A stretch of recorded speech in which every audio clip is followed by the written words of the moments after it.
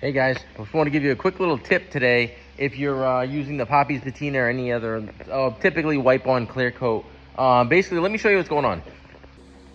All right, here it is. This project on a dime, and it is fantastic, and it came out awesome. We love the product.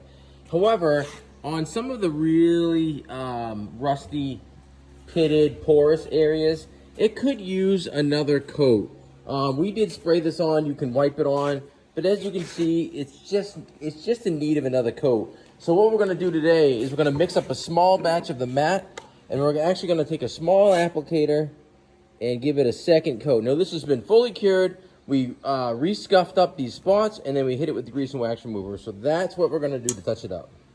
All right, what we're going to do is we're just going to mix up 4 ounces of our wipe-on matte finish and half an ounce of our catalyst to harden that up and wipe it on. I don't know if you guys can see that, but see how in the really porous section's it's like not quite covered enough. And the nice thing about the applicator sponge is something like this. I can literally just really control where I want to add another layer. So this entire truck, like I said, has been sprayed on, and it has had 2 coats on it. Could have probably done a third, but the rest of the truck is perfect. So we're happy with that.